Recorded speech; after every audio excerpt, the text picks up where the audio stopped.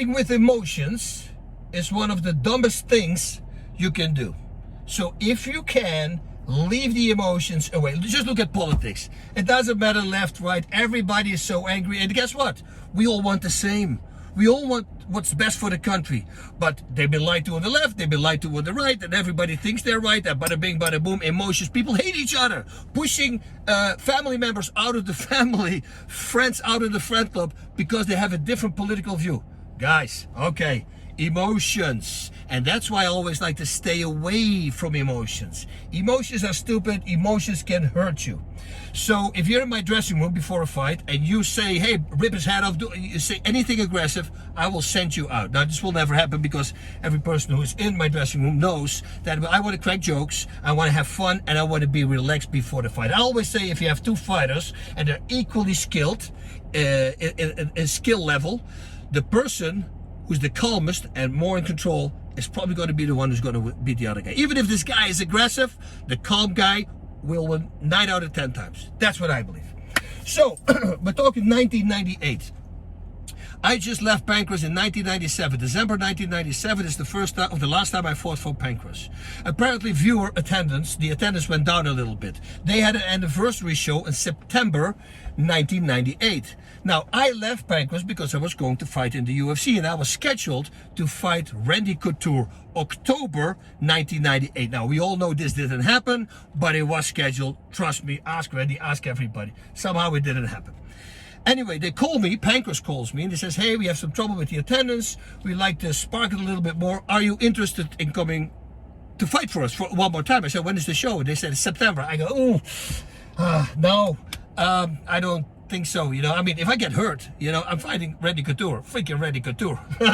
No, I don't want to fight this guy with injuries, so I'm sorry I cannot do it. No, okay, but please, you know, we really need it. We will give you an easy opponent. Oh, that's the first time.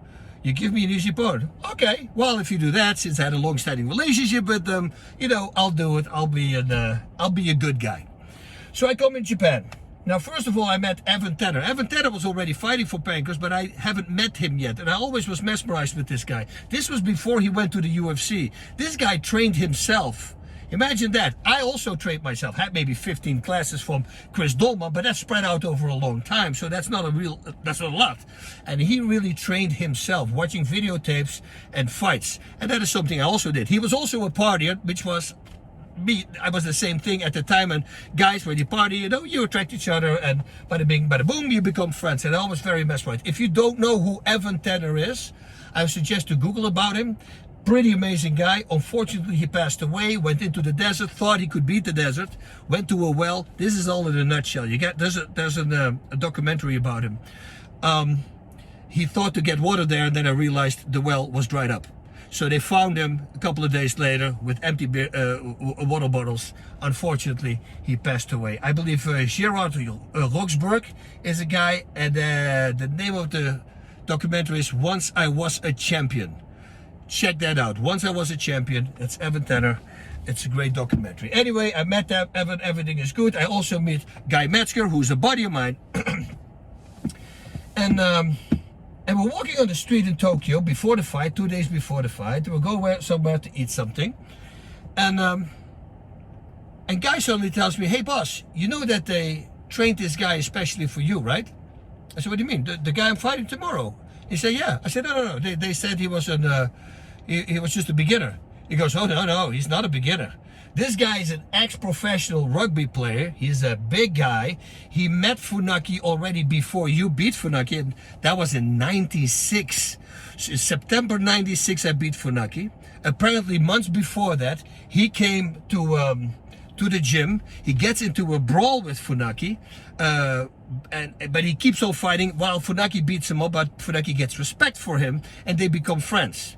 I have a comic to back this up, so you can see they actually made a comic about it in Japan, and I'll show you this on the video as well. So anyway, then I knock Funaki out, and he gets angry, and he decides he wants to be the guy who beats me, so they start training him for me, apparently. So now it's 2 years later, and they tell me that this guy is an easy opponent. Oh yeah, you know, emotions, there I went. I start putting my emotions in there. Now Funaki, when before the fight, he did this to me, remember? That was just before the fights, a minute before.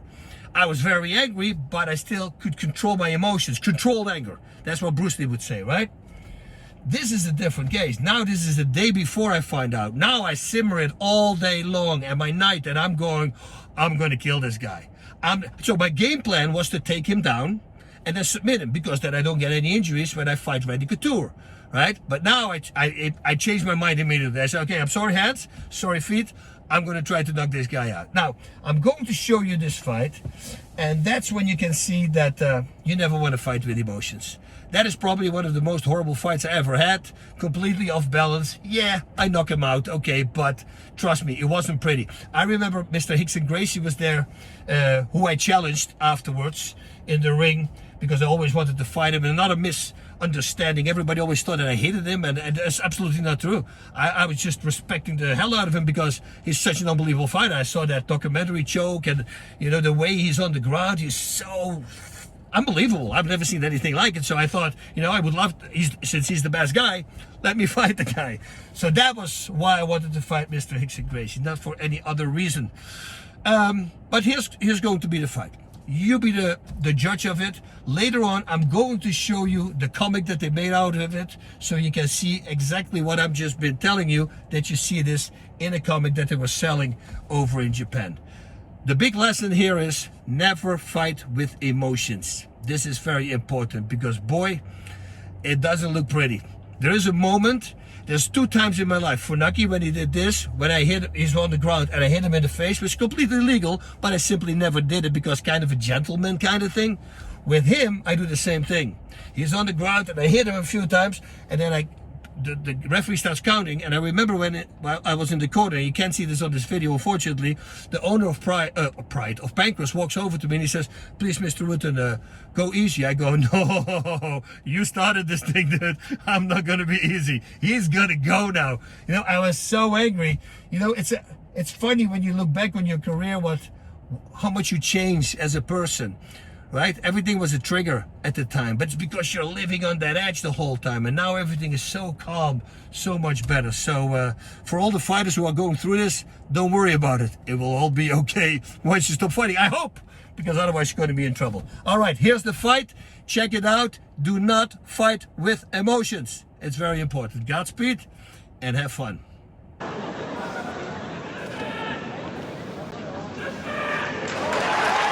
All right, and here we go. Huge guy, KENGO Watanabe. And he will come right away, see? Right knee. Like I said, it is not going to be technical, because I'm an angry man here.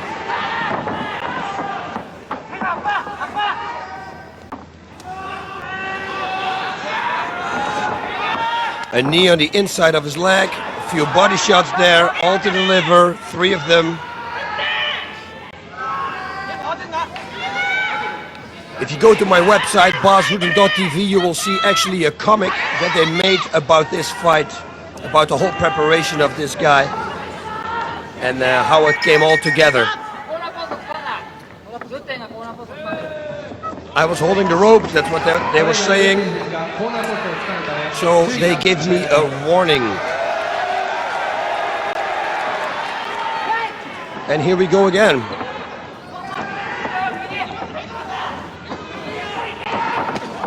That was the liver kick. I was waiting for his right hand. Knee to the body. Another knee to the body, but it was nicely blocked. Left shot to the body. You see, it's a little bit aggressive fighting. But it is because, look, he's attacking me. Okay. Now I'm going to get my stuff together. Knee, right hook, and he's down.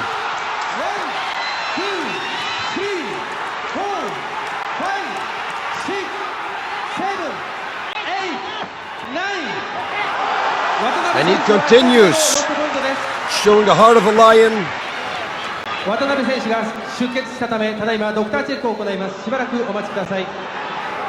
to give him a little bit extra rest, they're going to check him.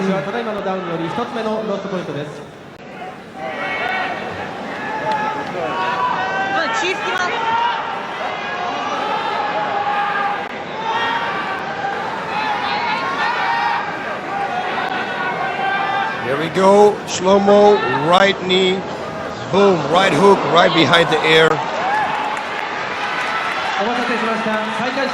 And as you can see, although it's a palm strike, I hit with the bone. And I'm still very angry, so you will see me doing things in this fight that I pretty much never did before.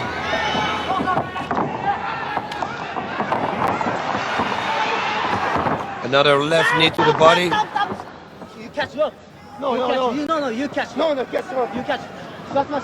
So apparently they're gonna give me a red card or something now. And more rest to the opponent.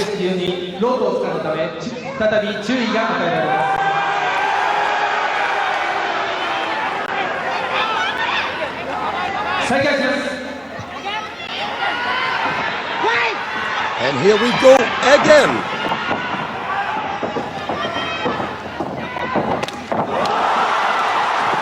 Okay, now I'm getting really palm strike here. I watch this. Now I hit him when he's on the ground. And it's legal, but I wouldn't do that before.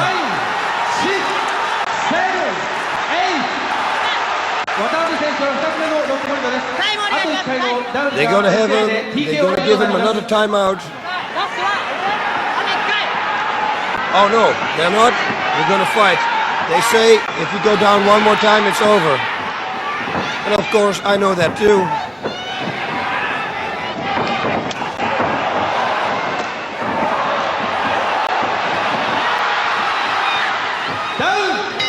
It was a slip, more of a slip than a real takedown, than a real knockdown. The referee calls the fight, and that is the end.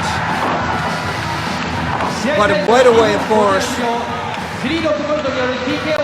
It was ugly. I know it was ugly. And this is the comic, so check it out.